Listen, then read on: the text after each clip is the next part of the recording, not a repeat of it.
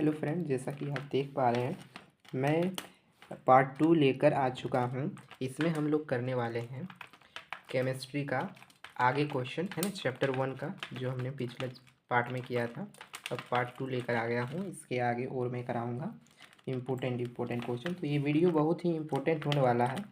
तो यदि आप हमारे चैनल पर पहली बार आए हैं तो हमारे चैनल को सब्सक्राइब कर लें और वीडियो अच्छा रहेगा एंड में लाइक कर दीजिएगा और अपने दोस्तों को भी शेयर कर दीजिएगा। ठीक है, तो ये वीडियो स्टार्ट करते हैं। क्लास 10th का हम लोग देखने वाले हैं केमिस्ट्री का बहुत ही महत्वपूर्ण सवाल। तो वीडियो को स्किप नहीं करना है, एंड तक देखते रहना है। चलिए तो स्टार्ट करते हैं। पहला क्वेश्चन है कि CuSO4 कह रहा है कि कौन अभिक्रिया नहीं होगी, कौन सी अभिक्रिया नहीं होगी। तो CuSO4 plus Fe, CuSO4 plus Zn, FeSO4 plus Zn या फिर ZnSO4 प्लस Cu। तो इसमें से कह रहा है कि कौन रिएक्शन नहीं होगा, कौन अभिक्रिया नहीं होगा। तो देखिए इसका हम कैसे करेंगे, देखना है कि कौन ज़्यादा क्रियाशील है। तो कॉपर और आयरन ये दोनों में से ज़्यादा क्रियाशील कौन है, आयरन ज़्यादा क्रियाशील है। तो आयरन क्या करेगा, Fe क्या करेगा, CuSO4 को हटा देगा और SO4 में जाके जुड़ जाएगा, यानी कि ये ज़्यादा क्रियाशील है तो रिएक्शन देगा। इसमें देखिए Zn भी ज़्यादा क्रियाशील है तो रिएक्शन देगा। यहाँ भी देखिए Zn क्या है, आयरन से ज़्यादा क्रियाशील है तो रिएक्शन देगा। लेकिन यहाँ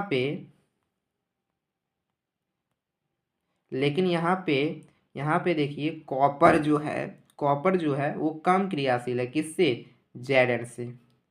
कॉपर क्या है, कम क्रियाशील है Zn से, तो इसीलिए इसको ये विस्थापित नहीं कर पाएगा। ठीक है, तो कॉपर ये रिएक्शन नहीं देगा। तो ये ऑप्शन नंबर डी आपका हो जाएगा राइट, है ना।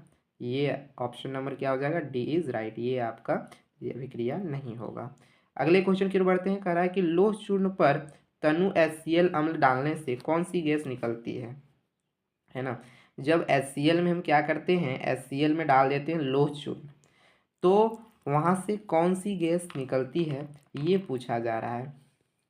तो HCl में जब हम लोह चूर्ण डालते हैं तो वहाँ से जो गैस निकलती है वो है हाइड्रोजन गैस निकलती है। जब लोह चूर्ण में हम क्या डाल देते हैं HCl, तो हाइड्रोजन गैस निकलती है। अगला कह रहा है कि 2PbO प्लस C और फिर 2Pb बन रहा है प्लस CO2 बन रहा है ना। 2PbO का रिएक्शन करा दिए कार्बन के साथ, तो 2Pb प्लस CO2 बन रहा है। तो कह रहा है ये कौन अपचयित हो रहा है। अपचयित मतलब ऑक्सीजन का हटना, याद रखना है। अपचयित होना का मतलब ऑक्सीजन का हटना और उपचयित होना मतलब ऑक्सीजन का जुड़ना। तो देखिए PbO है, Pb इसमें ऑक्सीजन जुड़ा था, लेकिन यहाँ देखिए Pb में क्या हो गया, ऑक्सीजन हट गया, यानी Pb का यहाँ क्या हो गया, अपचयन हो गया। तो ये अपचयित हो रहा है। कौन अपचयित हो रहा है, Pb हमारा अपचयित हो रहा है। तो ये हो जाएगा आंसर। यदि कार्बन पूछे क्या हो रहा है, यदि पूछे उपचयित कौन हो रहा है, तो उपचयित देखिए कार्बन। क्यों, देखिए कार्बन में ऑक्सीजन नहीं है लेकिन यहाँ की ऑक्सीजन जुड़ गया, यानी इसका क्या हो रहा है, कार्बन का उपचयन हो रहा है, तो वो उपचयित हो रहा है। लेकिन बोला क्या, अपचयित। हमको क्या बोला है कि अपचयित कौन हो रहा है, तो अपचयित का आंसर क्या हो जाएगा, Pb अपचयित हो रहा है क्योंकि इससे ऑक्सीजन हट रहा है। अगला क्वेश्चन है कि शरीर में भोजन का पचना किस प्रकार का अभिक्रिया है। तो शरीर में जो भोजन का पचना है वो हमारा वियोजन अभिक्रिया है। कौन सी अभिक्रिया है, वियोजन। अगला है ZnO प्लस C, तो Zn प्लस CO बन रहा है, कह रहा है किसका उपचयन। तो अभी बताएं कि उपचयन पूछेगा तो देखना है कि ऑक्सीजन किस में जुड़ रहा है, यदि अपचयन पूछेगा तो देखना है कि ऑक्सीजन किस में हट रहा है। तो देखिए ऑक्सीजन किस में जुड़ रहा है, यहाँ पे देखिए कार्बन में ऑक्सीजन नहीं है लेकिन यहाँ कार्बन में ऑक्सीजन जुड़ गया, तो उपचयन किसका हो रहा है, कार्बन का उपचयन हो रहा है। तो कार्बन हमारा राइट आंसर, ऑप्शन नंबर क्या हो जाएगा, 2 इज राइट। ठीक है, अगला क्वेश्चन है, कह रहा है सोडियम सल्फेट और बेरियम क्लोराइड को मिलाने पर किस रंग का अवक्षेप प्राप्त होता है। ठीक है, सोडियम सल्फेट और बेरियम क्लोराइड को क्या कर रहे हैं, मिला रहे हैं, तो कह रहा है किस रंग का अवक्षेप हमको मिलेगा। तो यहाँ पे जो अवक्षेप मिलता है वो मिलता है नीला रंग का, कैसा रंग का? नीला रंग, है ना। ऑप्शन नंबर 2 इज राइट हो जाएगा, नीला रंग का। यदि क्वेश्चन अच्छा है, यदि वीडियो आपको अच्छा लग रहा है तो चैनल को सब्सक्राइब कर दीजिएगा, ठीक है। यदि वीडियो अच्छा लग रहा है तो चैनल को सब्सक्राइब कर देना है, वीडियो लाइक कर देना है, अपने दोस्तों को भी शेयर कर देना है। अगले क्वेश्चन की ओर बढ़ते हैं। तो देखिए ये रहा हमारा अगला क्वेश्चन। देखते हैं अगला क्वेश्चन क्या है। कह रहा है कि संतुलित समीकरण कौन है? क्या कह रहा है? संतुलित समीकरण कौन है? तो देखते हैं। संतुलित के लिए दोनों तरफ देखना है कि बराबर किस में है। तो इसमें देख रहे हैं पहला में इधर 3 आयरन 3 एफ ही है, इधर भी 3 एफ ही है। चलो एफ ही तो बराबर है। हाइड्रोजन देखते हैं, यहाँ पे 4 और 2 8 हाइड्रोजन है, यहाँ भी 8 हाइड्रोजन है। हाइड्रोजन भी बराबर है। ऑक्सीजन यहाँ पे 4 और यहाँ पे इधर ऑक्सीजन 4 है और यहाँ भी 4 है। तो पहला वाला में तो सब बराबर हो जा रहा है। 3 गो एफ ई है तो इधर भी एफ ई 3 है। हाइड्रोजन इधर 8 है तो इधर भी हाइड्रोजन 8 है। ऑक्सीजन इधर 4 है तो यहाँ भी 4 है, यानी कि पहला नंबर सही हो जाएगा। पहला नंबर देखिए आपका संतुलित हो गया है। पहला नंबर क्या है? संतुलित हो गया है। तो आंसर क्या होगा? ऑप्शन 1 इज राइट, ठीक है। अगला क्वेश्चन देखते हैं। अगला भी कह रहा है कि संतुलित समीकरण कौन है। तो देखिए इधर पी बी एगो है, इधर भी पी बी एक है, इधर NO3 क्या है? 2 गो। तो इधर यानी कि नाइट्रोजन 2 हो गया, तो नाइट्रोजन यहाँ पे एक ही है, तो पहला नंबर तो नहीं होगा। अच्छा दूसरा नंबर देखते हैं। एगो के है तो इधर भी के एक ही है।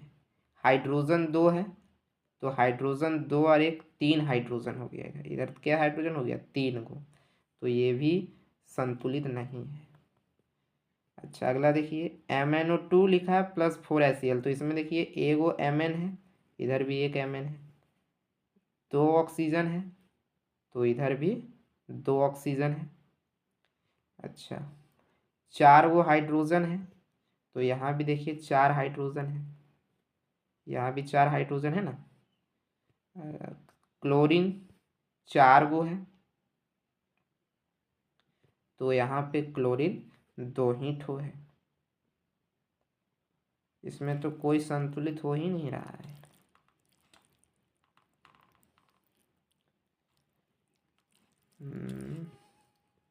कोई संतुलित नहीं है, इसका आंसर हो जाएगा इनमें से कोई नहीं, ऑप्शन नंबर 4 हो जाएगा इसका, ठीक है। बढ़ते हैं अगले क्वेश्चन की ओर। अगला क्वेश्चन कह रहा है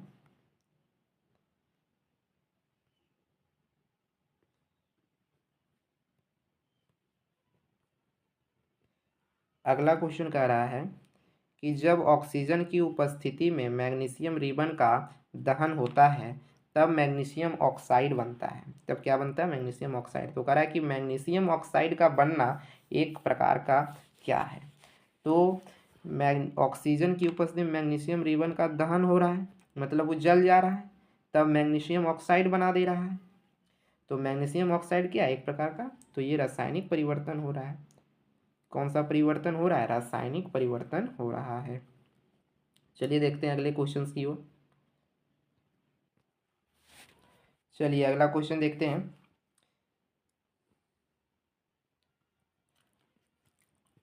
लिखा हुआ है कि शरीर में कार्बोहाइड्रेट के टूटने से बनता है।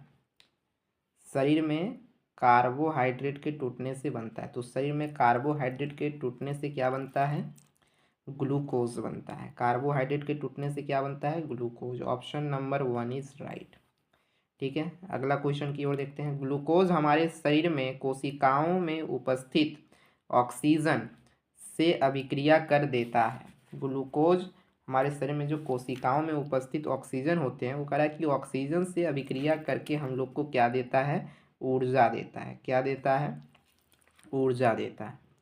अगला कह रहा है कि शरीर में भोजन का पचना, शरीर में भोजन का पचना ये किस प्रकार की अभिक्रिया है? तो ये क्वेश्चन रिपीट हो गया, पहले बताए थे, वियोजन। क्या होगा इसका आंसर? वियोजन अभिक्रिया है।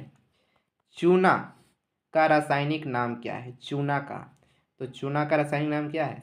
Ca। चूना का रासायनिक नाम क्या है? CaO, calcium oxide. ये किसका नाम है? चूना का। तो कैल्शियम ऑक्साइड कौन सा ऑप्शन में दिया हुआ है? ऑप्शन नंबर फर्स्ट में ही दे दिया है कैल्शियम ऑक्साइड। अगला पूछा रासायनिक सूत्र क्या है। पहला हम पूछा कि कली चूना का, पहला हम क्या पूछा कि कली चूना का रासायनिक नाम बताइए। अगला हम पूछ दिया चूना का रासायनिक सूत्र। इतना आसान। तो अभी बताएं क्या होगा रासायनिक सूत्र? CaO हो जाता है। अगला कह रहा है कि वियोजन अभिक्रिया है। वियोजन का मतलब टूटना। तो वियोजन अभिक्रिया कौन देता है? ऊष्माक्षेपी अभिक्रिया, या फिर उपचयन अभिक्रिया, या फिर ऊष्माशोषी, या फिर अपचयन। तो वियोजन अभिक्रिया कौन देगा? ऊष्माशोषी अभिक्रिया होगा, है ना। वियोजन अभिक्रिया एक कैसी अभिक्रिया है? ऊष्माशोषी अभिक्रिया है, ठीक है। Option number 2 is right. अगला क्वेश्चन की ओर बढ़ते हैं। अगला क्वेश्चन है ऊष्मा वियोजन अभिक्रिया। ऊष्मा वियोजन अभिक्रिया का उदाहरण है। तो इसका होगा ऑप्शन नंबर 2। जब कैल्शियम कार्बोनेट को हम किसके साथ रिएक्शन करा, जब कैल्शियम कार्बोनेट टूटता है CaO + CO2, तो यहाँ पे क्या होता है? ऊष्मा का शोषण होता है, ठीक है। तो ये हो गया ऊष्मीय वियोजन। यहाँ पे ऊष्मीय वियोजन होता है, ठीक है। अगला है प्रकाश वियोजन अभिक्रिया का उदाहरण है। प्रकाश वियोजन कौन देता है? जब AgCl टूट जाता है Ag और Cl2 में। ये कैसे टूट रहा था? पिछले वीडियो में बताए थे कि AgCl में जब सनलाइट पड़ता है ना, सूर्य की किरणें, तो Ag और Cl2 में टूट जाता है। तो 2AgCl बन गया। तो ये हो गया प्रकाश वियोजन अभिक्रिया। तो इसमें कौन सी अभिक्रिया हो रही है? प्रकाश वियोजन। Option number 3 is right. अगला क्वेश्चन है विद्युत वियोजन अभिक्रिया। तो विद्युत वियोजन अभिक्रिया कौन देता है? विद्युत वियोजन अभिक्रिया का उदाहरण है, उसका उदाहरण है फर्स्ट नंबर है ना। जब H2O 2H2 + O2 में जुड़ जाता है, तो यहाँ पे हम लोग इलेक्ट्रिक करंट देते हैं। वाटर में हम लोग जब क्या प्रवाहित करते हैं? धारा प्रवाहित करते हैं। तो 2H2 + O2 में टूट जाता है। तो यहाँ पे विद्युत वियोजन होता है। कौन सा वियोजन होता है? विद्युत। इसलिए ऑप्शन नंबर 1 इज आपका राइट हो जाएगा। अगला क्वेश्चन है, नेक्स्ट क्वेश्चन की ओर देखते हैं। अगला क्वेश्चन है कि वियोजन अभिक्रिया किस अभिक्रिया के विपरीत होता है? वियोजन अभिक्रिया जो है वो किसके विपरीत, मतलब उल्टा। तो वियोजन का मतलब होता है टूटना। वियोजन का मतलब क्या होता है? टूटना। तो संयोजन का मतलब क्या होता है? जुड़ना। तो इसका उल्टा क्या हो गया? संयोजन। तो ऑप्शन नंबर 3 इज राइट, ठीक है। अगला कह रहा है कि जल के विद्युत विच्छेदन से ऋण इलेक्ट्रोड यानी कि जो कैथोड होता है उस पर कौन सी गैस निकलती है? तो जो जल है उसमें हम लोग क्या कर रहे हैं? विद्युत धारा प्रवाहित करते हैं। तो जल में जब विद्युत धारा प्रवाहित करते हैं तो कैथोड पे कौन सी गैस निकलती है? तो कैथोड पे जो गैस निकलती है वो आपका हो जाएगा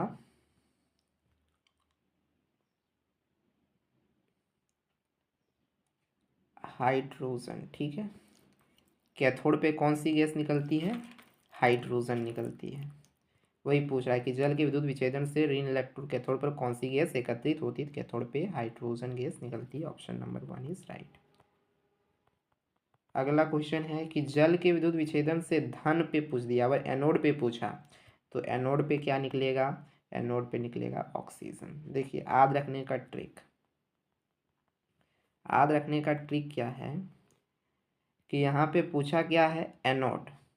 जब पूछेगा धन इलेक्ट्रोड, तो धन इलेक्ट्रोड किसको बोलते हैं? एनोड को। तो ए से एनोड, आ से ऑक्सीजन।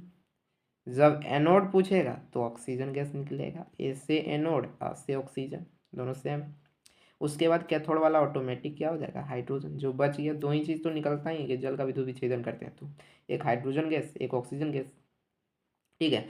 तो एनोड पे पूछेगा तो ए से एनोड, आ से ऑक्सीजन। दूसरा और पूछेगा हमको कैथोड वाला, तो दूसरा क्या हो जाएगा? हाइड्रोजन। तो इस तरह से आप याद रख सकते हैं। यदि वीडियो मज़ा आ रहा है तो प्लीज़ चैनल को सब्सक्राइब कर लें, क्योंकि ऐसे वीडियो मैं लेकर आता ही रहूँगा हर रोज़ अब। ठीक है, कभी साइंस का, तो कभी इंग्लिश का, तो कभी सोशल साइंस का, हर सब्जेक्ट का धीरे धीरे लेके आता रहूँगा एकदम गर्दा फाड़ के। झारखंड बोर्ड क्लास 10 का एकदम गर्दा फाड़ के तैयारी करवाऊँगा। ठीक है, तो टेंशन नहीं लेना है, हमारे चैनल से जुड़े ही रहना है, नोटिफिकेशन ऑन कर लेना है, ताकि मैं हर रोज़ वीडियो जब डालूँगा तो आपके पास आता रहे, ताकि आप सबसे पहले देख पाएँ। अगला है जल का सूत्र। हे भगवान, इतना आसान क्वेश्चन बताइए। जल का सूत्र, ये तो बच्चा बच्चा बताएगा कि H2O होता है। ठीक है, अगला कह रहा है कि जल में हाइड्रोजन गैस ऑक्सीजन गैस से क्या होता है, बताओ। जल का फॉर्मूला क्या होता है, H2O होता है। तो कह रहा है कि जल में हाइड्रोजन गैस, ये हाइड्रोजन गैस है, कह रहा है इससे हाइड्रोजन गैस ऑक्सीजन से क्या होता है, तो ऑक्सीजन एक है, हाइड्रोजन दो, यानी कि हाइड्रोजन क्या है, दुगुना है। बताओ, कितना आसान था। तो दोगुना, ऑप्शन नंबर 2 इज राइट। अगला कह रहा है कि जल के विद्युत विच्छेदन से एनोड पर एकत्रित गैस क्या करती है, बताओ क्या होगा। जल के विद्युत विच्छेदन से एनोड पर एकत्रित गैस, तो आपने पढ़ा होगा अम्ल एवं क्षारक में कि जल का विद्युत विच्छेदन जब हम लोग कराते हैं एनोड पे, तो क्या होता है, जलती है और पॉप ध्वनि उत्पन्न होती है, पॉप की, है ना, जलती है और पॉप ध्वनि उत्पन्न होती है। तो ऑप्शन नंबर 1 इज राइट। ठीक, अगला क्वेश्चन है,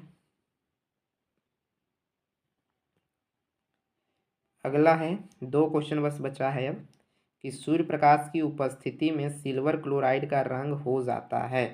तो सिल्वर क्लोराइड का रंग कैसा हो जाता है, धूसर हो जाता है।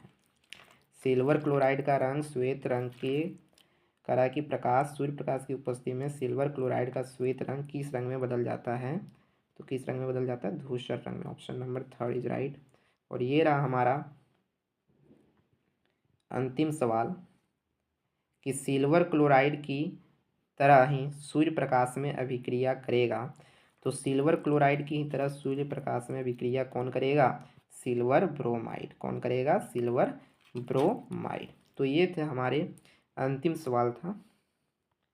तो यदि आपको वीडियो अच्छा लगा, यदि आप हमारे चैनल पे पहली बार आए हैं, तो चैनल को सब्सक्राइब कर लें, क्योंकि मैं बार बार कह रहा हूँ कि ऐसे वीडियो आपको अपने हमारे चैनल पे मिलते रहेंगे। नोटिफिकेशन ऑन कर लें।